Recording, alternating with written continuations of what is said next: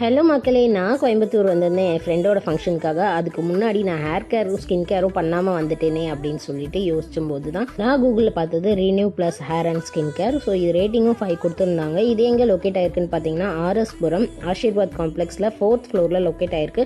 உள்ளே போனோடனே ஆம்பியன்ஸ் ரொம்பவே நீட்டாக ஹைஜீனிக்காக இருந்துச்சு. டாக்டர்ஸும் ரொம்ப ஃப்ரெண்ட்லியாக பேசினாங்க. உள்ளே போனோடனே என்னோட ஹைட்ரா ஃபேஷியலை நான் ஸ்டார்ட் பண்ணேன்.